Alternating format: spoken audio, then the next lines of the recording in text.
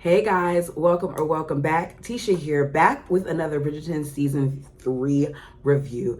My apologies for my tardiness. I've been busy living life, and as a result, I was out of town, so I did not have time to watch and write my notes for this, but I'm here. Go ahead and do me a favor and hit that like button as we begin. So Penelope are back in the garden. It's late. It's nighttime. He's apologizing for the hour that he's coming to see her. He just had to see Penelope because at this point, Penelope has him in a tizzy. So he tells her he has not been able to eat or sleep since that kiss. And she says, I feel the same way, that you've occupied my every thought. Next thing you know, the music is playing. He has her pinned against the wall. They're passionately kissing. And I mean, they're kissing to the point where he goes from her lips to her neck. And she says, Colin. And then he wakes up from his dream. So at this point, we don't know how long it's been, but Colin has Penelope on his mind. So he comes down for breakfast where his mother is grilling Francesca about what exactly the queen said to her the night of the ball. And Eloise answers what was said. So this is a conversation that Lady Bridgerton and her had several times that Eloise knows exactly what was said. His brother Benedict is questioning how, Colin slept, and he tells him he slept fairly well. And, his brother's like, while we're talking about sleep, I really want to say that I really appreciated what you did for Penelope. That was so nice of you, even though you don't want to talk about it. And Colin's like, what I much would have rather is if Lady Whistledown didn't talk about it and if it wasn't put in that scandal sheet. And just then we hear from our favorite narrator. Dearest gentle reader, humankind has accomplished extraordinary feats in its attempt to compete with nature, built ships to travel the globe, castles near to the clouds, and now great balloons to traverse the skies. But no matter how many accomplishments our debutantes have displayed for Queen Charlotte, it seems Her Majesty is interested in only one. This is when we see the queen expecting suitors while Lady Danbury sits across from her. She has a table full of what would look like, the placement cards that you see on various tables with the number on top. Rather than the number being on top, it is the different lords and dukes and marquises and all these other things that are on her table, all right? She's inspecting with Lady Danbury. She's calling out all of these things that the suitors must have or be, while tossing ones that don't meet the qualifications over her shoulders because they're not making the cut. She says he must be rich and he must be handsome and he must be of high rank. I guess that in this moment for her, true love has gone out the window because she does not mention love at all when she's listing off these qualifications. So Lady Danbury is making suggestions, but none of which the queen likes. She tells her, she's sorry, but she's kind of distracted by an unwanted visitor. And I couldn't wait to see what the big deal was about this visitor and why she's so bothered by their arrival, but we'll get to it when we get to it. Back to Lady Whistledown. And though other young ladies may scramble for Miss Francesca's leftovers, they would be wise to remember the higher one flies, the further one has to fall. I love her. I absolutely love Lady Whistledown. The way that she uses puns, the way that she says things, it's just, okay, chef's kiss. Back to the story. So we are now at the Featheringtons' house where Philippa continues to show just how uneducated women are about their bodies. These moms have taught their children nothing. You hear her say, I don't think I will grow a belly when I'm with child. I've always kept a quite elegant figure. And you hear, her sister say, it's not, weight that produces a belly. It's the child itself. And her sister is Philippa is perplexed. She's like, what do you mean? What do you mean? Its little head and body would be inside of me? Are you sure? Yeah, I'm like, oh my goodness, they don't know a thing. They know nothing. So Lady Featherington is telling her, like, look, don't worry about all that. Because if she worries too much about it, she's probably not going to want to go through with this. So she's like, you don't worry too much about that. We'll have a son soon. A baby boy will soon be here. So Penelope says something that, a lot of us are probably thinking too, which is, Mom, how do you know that it's going to be a boy? And her mother says, so you've been sequestered in your room for a week, and this is what you come out and say to me? Which is our way of knowing that Penelope, since the scandal sheet has been released, has been away in her room for a week, not just hiding from society, but from her family as well. So Eloise visits, tells her that she notices that she's been missing from society for quite time, and we see an interesting exchange between the two of them. Eloise says, it's not pleasant to have Whistledown write about oneself, is it? And Penelope says, no, it's not. Which is ironic that she's asking her these questions in regards to Whistledown when she knows for a fact that she's Whistledown. You're talking to Whistledown. Eloise said, it was quite harsh what she wrote about you. Unnecessarily so, I think. Penelope says it would have looked strange if Whistledown had not commented. Eloise says, I fear it may have been my fault. The rumor about you and Colin got out, but you should know it was not intentional. I would not reproach you if it was. Showing that she does still care because she could have revealed who she was and she didn't have to come be there and in some way check on Penelope, because this is what she's doing. Eloise isn't ready to forgive her, but she's clearly showing that she still cares. Penelope invites her to come in because at this point they're just standing like in the foyer area. And she tells her, she's got to go and meet a friend, which had to sting a little bit because Penelope knows that friend more than likely is Cressida. And as she's walking off, she turns around and she says, but I do hope that you find what you're looking for this season with Colin's help or otherwise. So much is left unsaid in that moment. You can see that all Penelope wants to do is to be back with her friend. Normally, this would be the person that she could confide in. She would normally go to her for comfort. And for whatever reason, in that moment, I thought that there may be hope for them. As I said, or maybe I did, I don't think I did say it. At this point, it's been a week. I did, because I talked about Lady Featherington. Okay, it's been a week since the whole scandal thing happened. And now Penelope is ready to deal with the looks and the gossips of the town while she promenades. Penelope and Colin finally see each other and it's awkward. Colin can't get his words straight. Penelope is a little uptight and awkward. They're talking under what looks to be like a weeping willow tree off to the side. Great way not to get people to talk, right? But they're talking off to the side and she tells him like, I think that we need to stop the lessons and we have to keep our distance, that I need to continue my search for a husband without you. And he tells her, that they can still do it. But she says, no. He says, I hope that you get your happiness. Whether Penelope realizes it or not, Penelope is coming into her own. Yes, she had this makeover. Yes, she looks beautiful outwardly, but I'm seeing something happen to her inwardly as well. She has taken the time to gather herself while she's been gone for this week, re-enter society, knowing that these people were going to tear her apart while talking about her, both to her face and behind her back. But she's not just standing in the corner like she normally would. We see her in this episode be brave, braving the criticism and all the things that come with it by herself. Like she's venturing off and the only people that are there around her is her lady's maid. And ladies' maids aren't there to speak. They're there to help if you require assistance. So we are at yet another ball. and the mothers are on the prowl trying to find suitors for their daughters.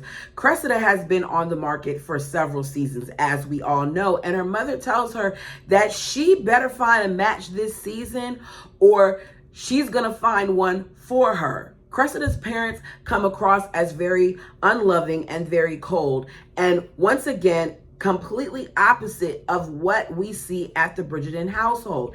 Everything about Cressida always seems to be over the top to me. I'm talking about her hair.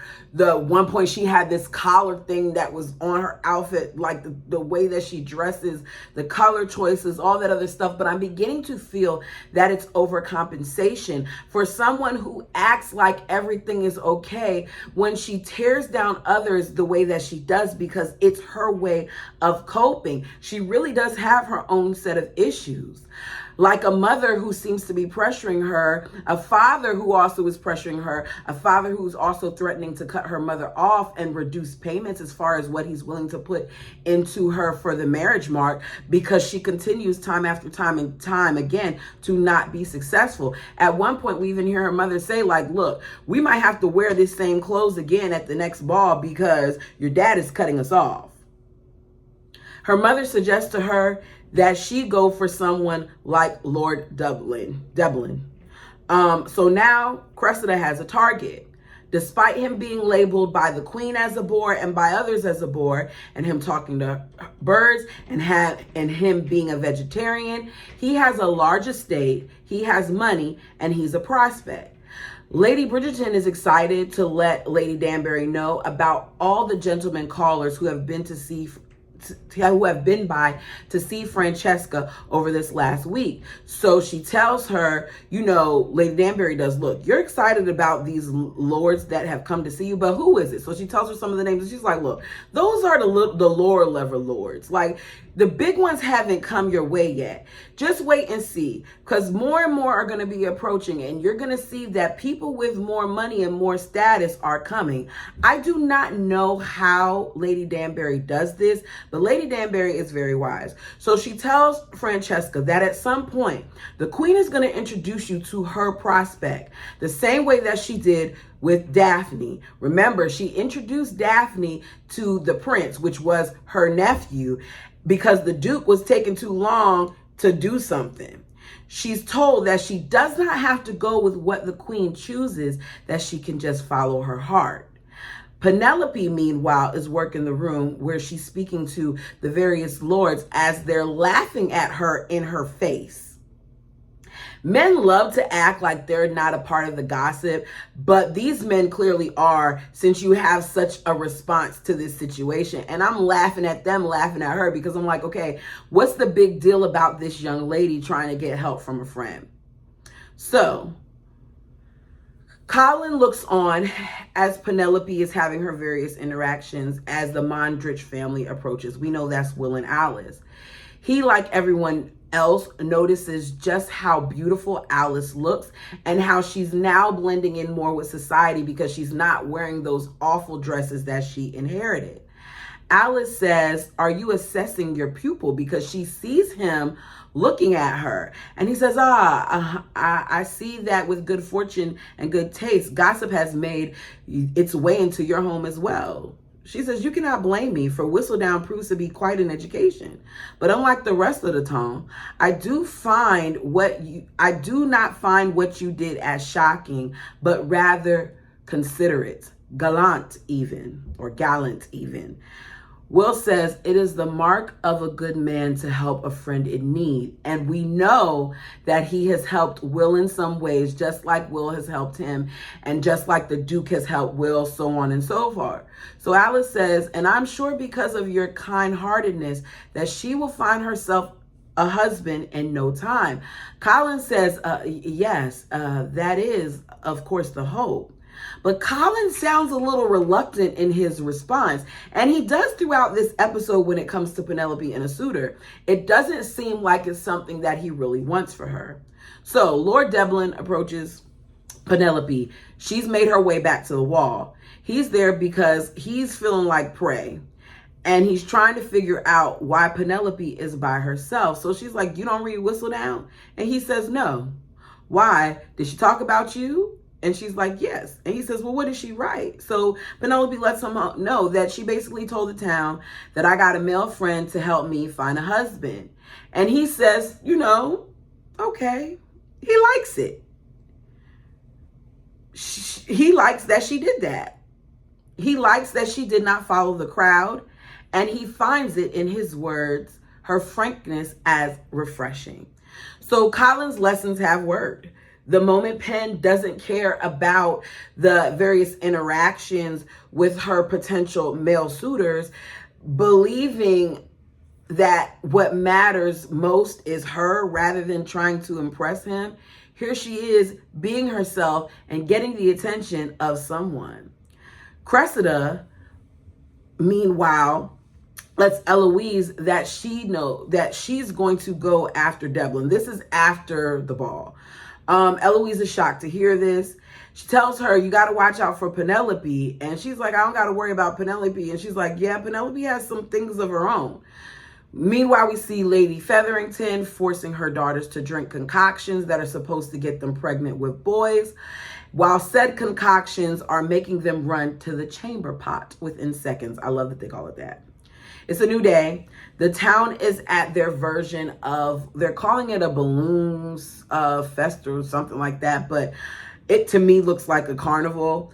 There is a hot air balloon, and there is Colin and Penn. And as soon as she sees Colin, she does like this to him, motions her head for him to follow her. Interesting that they always seem to catch each other's gaze. Because all of these people, and he just happens to look over and see Penelope, who looks rather short.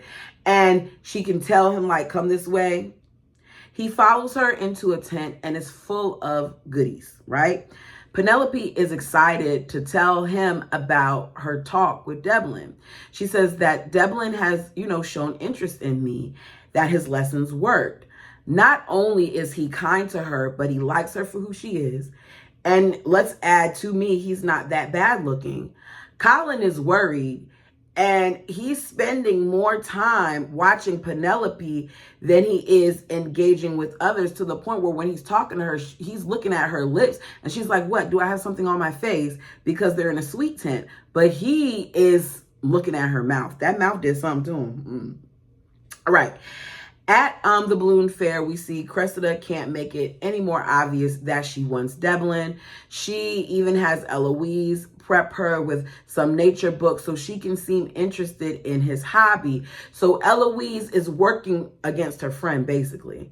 He's standing there and he's talking to Cressida and Eloise. When he sees Penelope, she goes to turn the other direction, and he asks, for her to come that way. Eloise looks more uncomfortable in this situation than Penelope or Cressida does. Cressida gets Eloise to talk about this endangered bird, and Penelope is like, I love birds, which she didn't need to do that, because one of the things that he liked about her was that she was honest. We see Will, who's excited because he got an invite to go on the hunt. He says he misses working in the club. However, and Alice is like, well, I miss being home. So they agree that they will not be going to the next night ball. Instead, they're going to do what they want to do.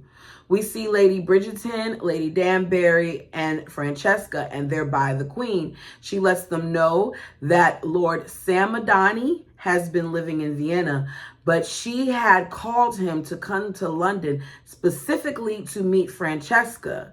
He is a marquis. I had to look up what that even was, because I'm like, okay, what's the big deal? But what it is it's a nobleman that is between a duke and an earl. So his title is significant. He's higher than a viscount, which means everything that Lady Danbury has projected at this point has come to pass, because she told you that the Queen is going to find somebody that she deems is worthy, and she's going to present him to you. This is that. Meanwhile, Benedict is at a lecture about hot air balloons when he leans over to make a comment about women and the mamas chasing him. And he realizes that there is a woman in this room. He's talking to said lady. She's the only one amongst all these men, which is intriguing to him.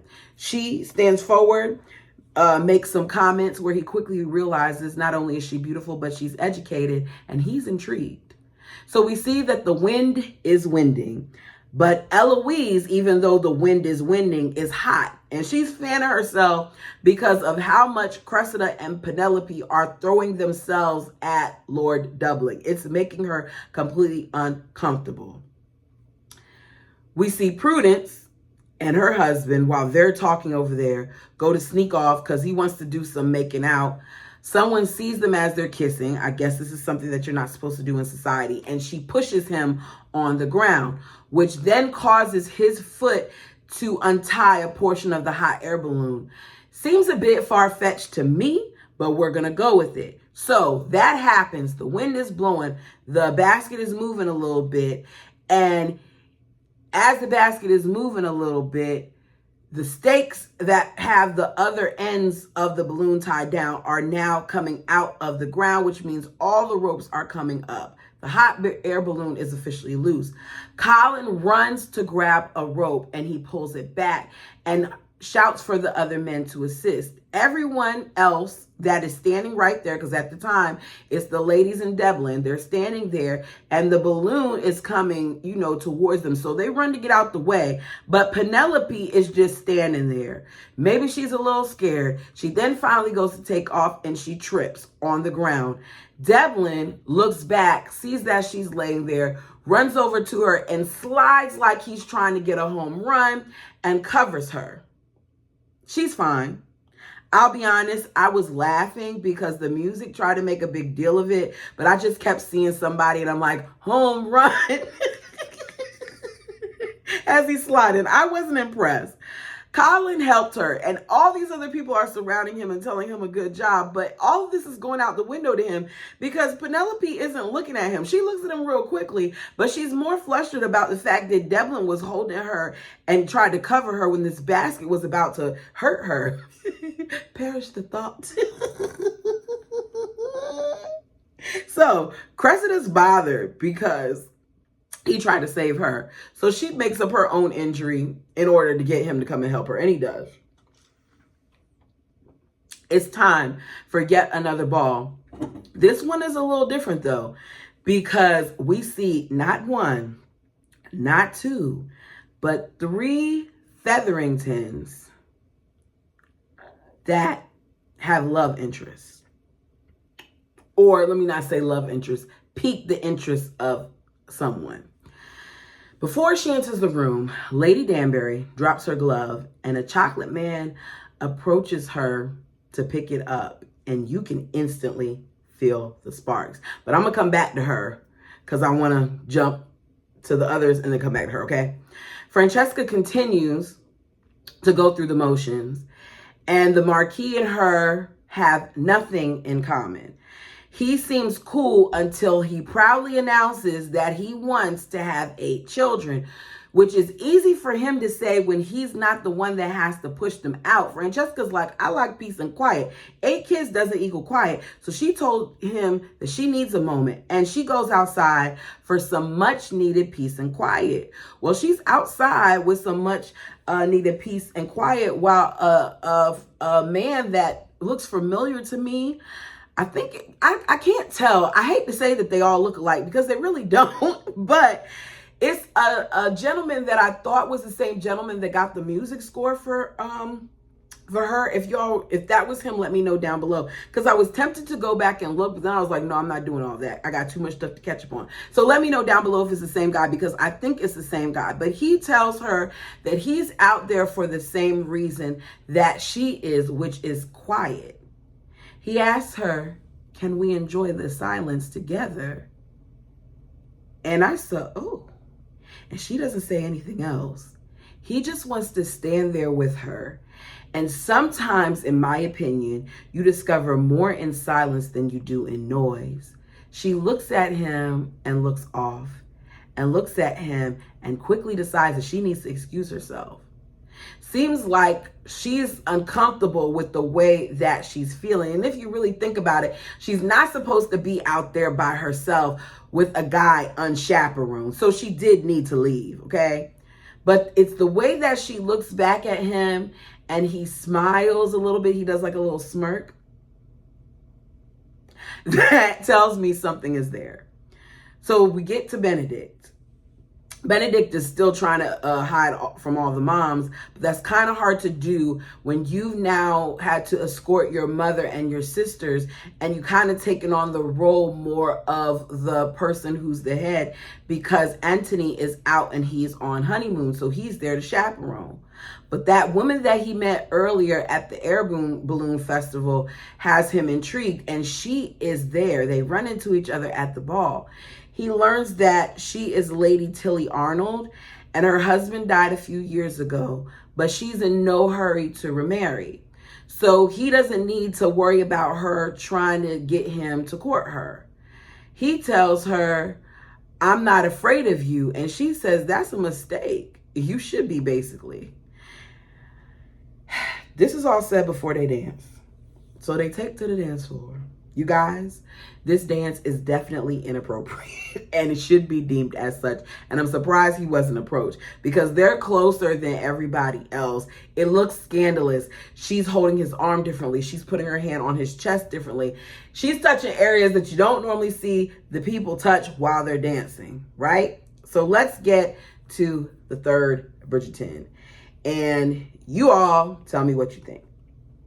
So if you watched Queen Charlotte, I'm going to review it at some point, but if you watch Queen Charlotte, there was a period in there when Lady Violet, because I'm gonna start calling her Violet was talking to Lady Danbury, and she was saying how after all this time without Edmund, she's finally ready to allow her garden to bloom, if you know what that means. And she's open basically to love if she finds it again. We see her in Charlotte testing that out, right? So we come back here and we think, well, I'm thinking that this guy that, you know, she was ready to make her love bloom for, maybe the one that we see her encountered. Okay, so that's where my head is at. You tell me where yours is. The man who picked up her glove approaches her to chat some more. She quickly realizes that they have a lot in common. They both lost their spouses. They both love being parents. They both think family is important, because he's talking about how much he misses his daughter and things of that nature. You can see that something is there. The man turns out to be the person that Lady Danbury has been waiting on, who she seems to be so bothered by. And we find out that this man is her brother, Lord Marcus Anderson. I said, this is your brother, and you don't seem excited to see him. So there's something there, and this should be interesting. And I hope we learn what the issue is now and not later on. Like, I want to learn this within the next couple episodes. Don't have me waiting for a Lady Danbury season, right? So Colin is struggling at this ball. He is surrounded by crowds and crowds and crowds of women that are so like impressed with what he did, with the heroics of him grabbing the strings on that balloon. And all he can do while he's being swarmed is watch Penelope. You see Penelope as she approaches Lord Dublin, and she says, "I'm afraid I have not been honest with you about grass. I do not love it. I do not hate it, but I much prefer being indoors." And he says, "I see." She says, "The person who I was earlier today, I was pretending to be somebody I'm not. And I do not wish to do that anymore. That person that I am, I'm someone who enjoys society and gossip. Even if I do occasionally hide at a soiree, I am someone who enjoys a good book more than exploring the natural world. Someone who does enjoy watching birds, but specifically from the windowsill. I'm someone who is over-explaining themselves at the moment. I'm sorry." And he doesn't want her to apologize. He says, "How many yous are there exactly? And where do you hide them all?" And they chuckle. She says, "It doesn't bother you that I do not wish to spend my time exploring the wilds of nature?" And he says, heavens no. If I only ever talked about nature, my dinner party invitations would cease altogether. I do not wish to court someone who's exactly like myself. I want to be with someone who knows who they are and embraces their own I always say this wrong, peculiarity. I know I still said it wrong, but y'all know what I mean. As I do.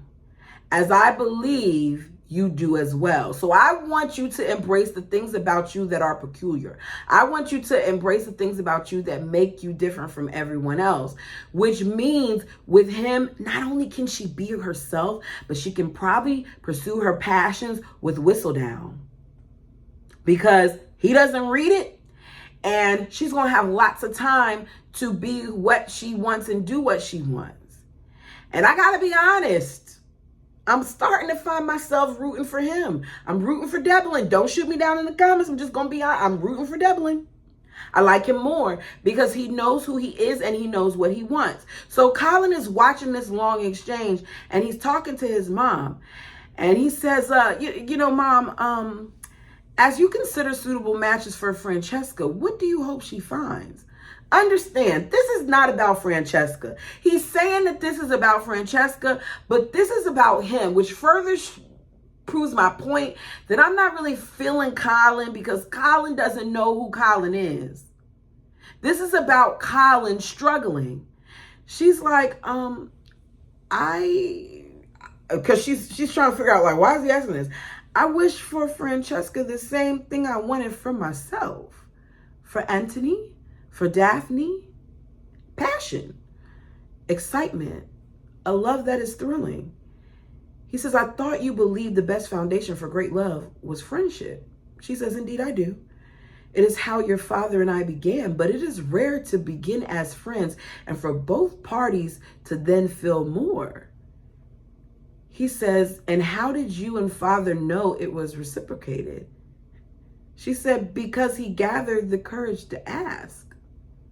He says, well, I hope Francesca finds it if she's brave enough to ask the question. And Lady Violet says, I hope she finds it as well. I'm going to start calling her Violet because it's just easier. Violet is not a fool. She is paying attention to the fact that while they're having this conversation, that her son's gaze continues to be on Penelope as it has been all night. Violet knows what's going on here. So when Colin brings it back to Francesca and says, you know, I hope Francesca's brave enough to do this and to do that, Violet is telling him he needs to be brave enough to go do that. And he does, or at least we think he does. We then hear our narrator. This author believes that all of man's greatest inventions are nothing more than a distraction from what is most natural to us. For a moment, it seems like he's going to do his thing. Penelope is approaching him. He tells her, I need to ask you something. Lady Whistledown says, our instincts, the innate animal impulse that is inside us, even the most sophisticated of us, for when all is said and done, you hear Penelope say, Colin. And he is thrown off because he's distracted again because he's looking at them lips. She has really done a number on him, you guys. He's looking at her and she's looking at him too. They're close because despite her moving on, Penelope does still have feelings for Colin. She may be trying to suppress them, but they're there. He's about to speak. Lady Whistledown says, our nature will always win out. When we see Lord Devlin approaches Penelope and he asks her to the dance floor, you snooze, you lose. Because that would have been a great time for you to be like, I've already asked her to dance and take her to dance, or can we have one more moment or something? But he doesn't. She hesitates, waiting for Colin to say something. You said you have something to tell me or ask me, spit it out. Say it. But he doesn't. So he has his hand like this. She takes her hand and puts it into Lord Devlin's hand. And as he does this, you see Colin paying attention to even the placement of her hand in his. Penelope, to me, is a standout. And I know that Francesca is the diamond, but Penelope should have been called the diamond because Penelope looks gorgeous and she looks light and she looks beautiful, like a weight has been lifted off of her and she looks happy. Everybody is watching them dance. All eyes are on her. The same way they were all on Anthony and Kate, the same way they were on Simon and Daphne. This is the scene. This is that dance that we always want to see. And they're dancing and everybody's looking. And she's smiling and she looks so happy. And as everybody's watching them, Violet is watching her son, who looks like he's crushed.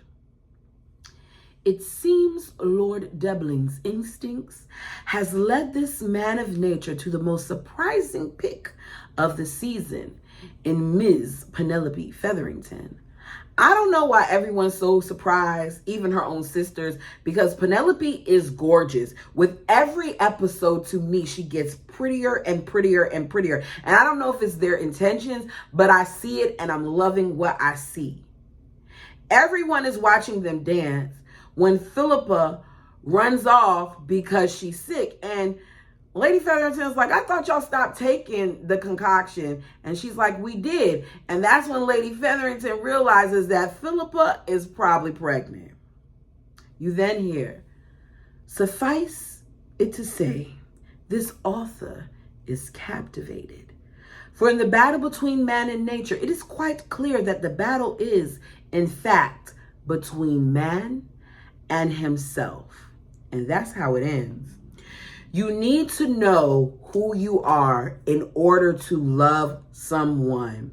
You need to know who you are, to me, and what love is before you can truly step into this thing. And I just feel like Colin is trying so hard to figure out who he is that he's just not allowing himself to go with the flow. And because he seems so up and down, I don't feel that presently he's the man for Penelope. But we'll see if my opinion changes throughout this series. You all let me know yours down below. Until next time. Oh, wait. I left out something with Mondridge. Mondridge wasn't at the ball. He was at his bar and he was working the bar. And another lord approached him and he was like, I'm excited about going on the hunt with you tomorrow. And he's like, are you? He's like, look, you can't do the both of this. You can't work here and also be a part of society. You have to pick one. Sounds crazy to me, but that's what he's told. Y'all tell me your thoughts down below. Until next time.